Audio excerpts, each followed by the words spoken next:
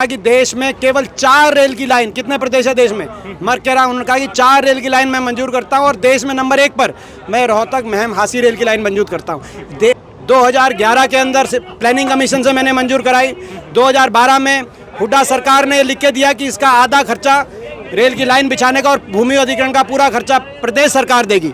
13 में खड़गे जी ने हासी में आकर इसका शिलान्यास किया, फाउंडेशन स्टोन रखा। 13 में ही इसका सेक्शन 4 हुआ, सेक्शन 6 हुआ, भूमि अधिग्रहण हुआ। वो कौन अधिकारी था जिसने आपको भाषण देने से मना किया? भारत सरकार के रेल मंत्री ने मोदी सरकार में खड़े होकर हरियाणा की किसी एक रेल लाइन का नाम क्यों नहीं लिया? अस्पताल, यूनिवर्सिटी बनाई नहीं, बड़े बड़े आपके दफ्तर बन गए। मुख्यमंत्री जी ने ऐसा भी समझौता कर दिया केंद्र सरकार के दबाव में। क्यों मुझे निशाने पे पूरी सरकार लेती है? SYL की अगर बात हमारी पार्टी नहीं करती तो मैं नवीन जैन जी से पूछना चाहता हूँ, SYL का शिलान्यास अगर इंदिरा गांधी जी ने रखा था तो किसने रखा था? SYL का पानी तो हरियाणा को मिलना ही चाहिए जब फैसला हमारे हक में है कोर्ट में। नमस्कार, इस वक्त रोहतक महम हासी रेलवे लाइन में जो रेल चली है उस रेल के अंदर हम बैठे हैं। हरियाणा के एकमात्र विपक्षी सांसद जो है दीपेंद्र सिंह हुड्डा, वो इस वक्त इस ट्रेन में यात्रा कर रहे हैं। MP साहब, इस रेल का जो क्रेडिट लेने की होड़ लग रही है, भाजपा के लोग कह रहे हैं कि हमने करवाया, हमने पैसे दिया, आप कह रहे हो कि आपका ये मैं कुछ नहीं कह रहा। मैं कह रहा हूँ कि यहाँ तक क्रेडिट की जहाँ तक बात, सबसे पहले तो मैं जनता को बधाई देता हूँ कि ये जो हमने जो एक जिस सोच के साथ ये रेल की लाइन और रेल रोड रैली करके इस पूरे एरिया को कनेक्टिविटी के माध्यम से दिल्ली से नज़दीक लाने के लिए हिसार, रोहतक, दिल्ली, ये एक कॉरिडोर हरियाणा के अंदर विकास की धुरी बने। जैसे दिल्ली चंडीगढ़ हाईवे है, दिल्ली जयपुर हाईवे है, तो उसी सोच के साथ 4 लेन कनेक्टिविटी डबवाली तक मैंने जो मंजूर कराई और ये रेल की लाइन महम में अंतर्राष्ट्रीय एयरपोर्ट और हिसार का एयरपोर्ट इसी सोच के साथ मंजूर कराया था। और बहादुरगढ़ की मेट्रो की ये भी कनेक्टिविटी और विकास की धुरी बने, ये वाला कॉरिडोर आज उसकी तरफ कदम बढ़ा है। मैं सारी जनता को बहुत बहुत बधाई देता हूँ। और क्रेडिट, मैं कोई क्रेडिट की बात नहीं करना आता।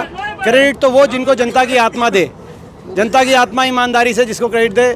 भाजपा के पास प्रचार तंत्र है, लेकिन ये इनको सोचना चाहिए कि 10 वर्ष के बाद भी सरकार ने क्या एक भी कोई ऐसी परियोजना इन्होंने नहीं तैयार करी? प्रधानमंत्री जी को 10 साल के सरकार के बाद भी बुलाया और उनको बुलाकर भी हमारे द्वारा आधारशिला रखे गए परियोजना का फीता प्रधानमंत्री से 10 साल के बाद कटवाने का काम किया। कोई एक परियोजना ये भी शुरू कर सकते थे। ये जो परियोजना है 2011 के अंदर से प्लानिंग कमीशन से मैंने मंजूर कराई। 2012 में हुड्डा सरकार ने लिख के दिया कि इसका आधा खर्चा रेल की लाइन बिछाने का और भूमि अधिग्रहण का पूरा खर्चा प्रदेश सरकार देगी।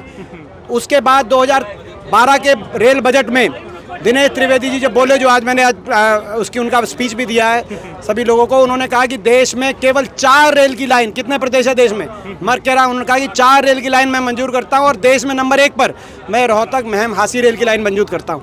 किसी भी रेल मंत्री के लिए कहना। और उसके बाद जब रेल मंत्रालय में नए मंत्री आए खड़गे जी, 2012 में वो मंजूर हुई। 13 में खड़गे जी ने हासी में आकर इसका शिलान्यास किया, फाउंडेशन स्टोन रखा। 13 में ही इसका सेक्शन 4 हुआ, सेक्शन 6 हुआ, भूमि अधिग्रहण हुआ। और उसके बाद सरकार बदल गई। और सरकार बदल गई तो जो माननीय अभी जो मौजूदा सरकार के मुख्यमंत्री हैं खट्टर साहब का स्टेटमेंट आया 2015 में कि हमें इसकी फाइल नहीं मिल रही। किसी संवैधानिक पद पे बैठे व्यक्ति की कितनी गैर जिम्मेदाराना स्टेटमेंट होगी। सेक्शन 4 हो गया, सेक्शन 6 हो गया, भारत सरकार ने जमीन एक्वायर कर ली, टेंडर हो गया, लेकिन उन्होंने ये स्टेटमेंट देकर प्रयास तो किया रुकवाने का, लेकिन ये परियोजना रुकवा नहीं पाए क्योंकि लगातार हमने जो है धरने दिए महम में, हासी में। और उन धरनों पे हमारे साथ विनोद बिहाना जी साथ रहते थे। जब खड़गे जी आए रोड रैली पे, उन्होंने शिलान्यास किया, फाउंडेशन रखा, तब भी विनोद बिहाना जी साथ थे।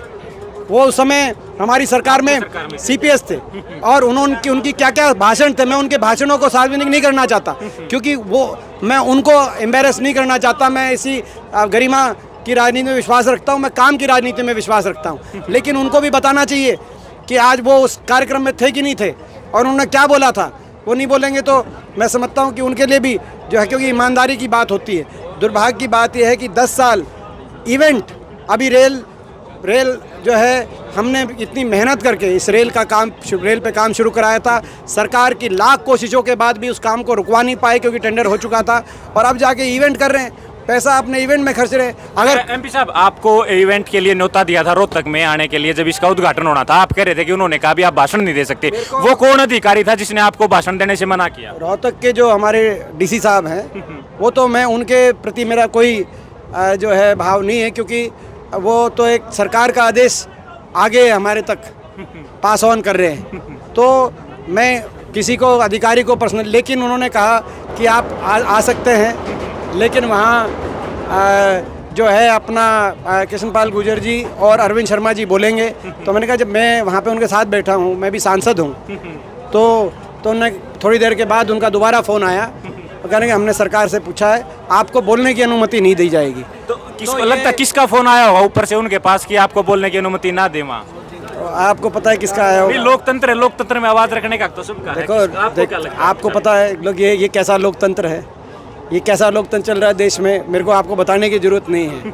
यहाँ विपक्ष की आवाज़ को, और कोई मजबूत विपक्ष की आवाज़ हो, क्यों मुझे निशाने पे पूरी सरकार लेती है? क्यों मुझे जो है लगातार प्रधानमंत्री जी आए, आपने देखा क्यों उन्होंने, तो पूरी भाजपा जो विपक्ष जो निशाने पे लेती है, वो इसीलिए लेती है कि हम विपक्ष में हैं और ईमानदारी से लोगों की लड़ाई लड़ रहे हैं, हरियाणा को बचाने की, हरियाणा को दोबारा विकास की पटरी पर लाने की लड़ाई लड़ रहे हैं।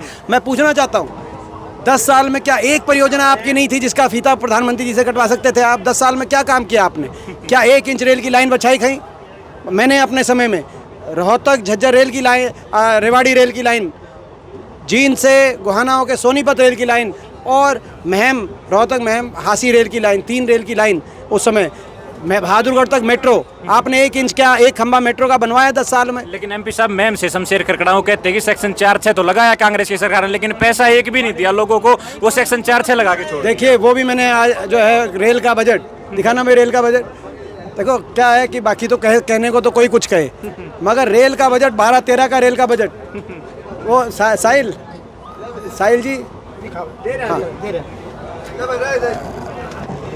वो जो अपना ये आप ये देखो, आप देख लो, रेल मंत्री दिनेश त्रिवेदी जी 2012-13 का रेल बजट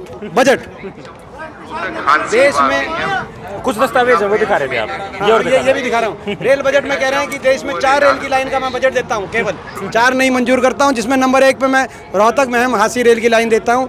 और रेल बजट में 400 रुपये का प्रावधान मैं इसीलिए करता हूँ क्योंकि प्रदेश सरकार के मुख्यमंत्री चौधरी उपेंद्र सिंह हुड्डा जी ने ये कहा है कि प्रदेश सरकार आधा खर्चा तय खुद इसका करेगी, और उसके बाद रेल बजट, ये आपका 2012-13 का धनावंटन है रेल बजट में।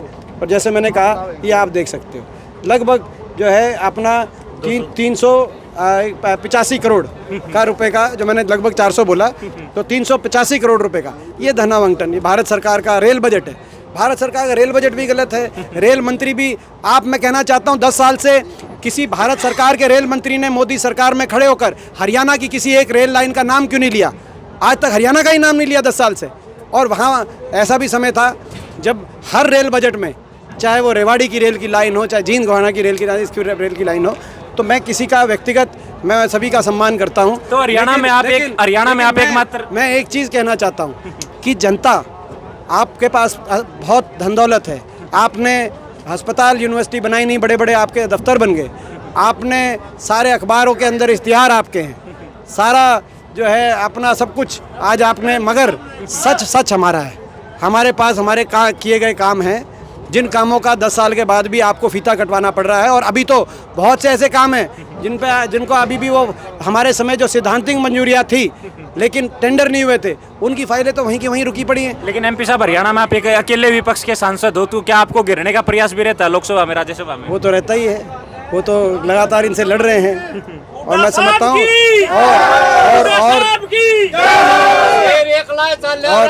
और मुझे जो है, मैं समझता हूँ कि इस बात से नहीं, लेकिन हरियाणा पिछड़ गया 10 साल में। अच्छा, अभी हरियाणा में किसानों का भी आंदोलन जो बड़ा फैल रहा है, तो किसानों के साथ एमएसपी की लड़ाई है उनकी। अच्छा, एक मैं अपना नाम बता भी, मोहित, किसानों का आंदोलन चल रहा है, एमएसपी के ऊपर आप लोग साथ हो? देखो, ये एमएसपी की मांग, क्या मांग कर रहे हैं किसान? वही कर रहे हैं जो किसान आंदोलन में समझौता सरकार ने जो हाँ भरा था, सरकार ने हाँ भरकर किसानों को उस समझौते में उसी को क्रियान्वयन करने की मांग कर रहे हैं किसान। सरकार बातचीत कर अपने किए गए समझौते को लागू करने का आश्वासन दे किसानों को, ये मांग है। नवीन जैन लगातार एसवाईएल की बात भी उठा रहे हैं कि एसवाईएल का पानी भी मिलना चाहिए, सुप्रीम कोर्ट का फैसला। अब तो ये मुख्यमंत्री जी ने कहा कि हरियाणा में सरप्लस पानी है जो राजस्थान को देंगे। मुख्यमंत्री जी ने ऐसा भी समझौता कर दिया केंद्र सरकार के दबाव में। तो हरियाणा को एसवाईएल का पानी मिलना चाहिए, एमपी साहब आप मान? एसवाईएल का पानी तो हरियाणा को मिलना ही चाहिए, जब फैसला हमारे हक में है कोर्ट में। एसवाईएल का मिल नहीं रहा पानी, और हरियाणा का पानी आपने कह दिया जो मौजूदा है वो सरप्लस हो तो उसको हम राजस्थान देंगे। मैं समझता हूँ अभी कल ही नवीन जैन ने कहा कि जो एसवाईएल की हक की बात करेगा उसको 1 लाख रुपए देंगे। आपकी पार्टी बात नहीं करती? एसवाईएल की अगर बात हमारी पार्टी नहीं करती तो मैं नवीन जैन जी से पूछना चाहता हूँ, एसवाईएल का शिलान्यास अगर इंदिरा गांधी जी ने रखा था तो किसने रखा था? राजीव लौंगोवाल समझौता राजीव जी ने नहीं किया तो किसने किया था? उसका तो फाउंडेशन ही हमारी पार्टी। तो ये दीपेंद्र सिंह उठाते हर सवाल का बड़ी बेबाकी से जवाब दिया। इनका कहना कि एसवाईएल की बात हम करते हैं, एमएसपी को लेकर किसानों के साथ हम हैं, और इस रेलवे लाइन को लेकर जो है दीपेंद्र सिंह हुड्डा कह रहे कि हमने लगातार आवाज बुलंद की है और हमारी बदौलत ही आज जो है ये रेलवे लाइन जो वो शुरू हो पाई है, और इसीलिए इसमें जो यात्रा करने का मेरा मन था और आज मैं अपने लोगों के साथ जो इसमें यात्रा कर रहा हूँ। इस पूरे इंटरव्यू के बारे में आप लोग क्या सोचते हैं वो हमें कमेंट करके जरूर बताएं। अगर आप इस वीडियो को शेयर करेंगे तो और लोग जो हैं वो भी इसके ऊपर अपनी प्रतिक्रिया दे पाएंगे। शुक्रिया, धन्यवाद।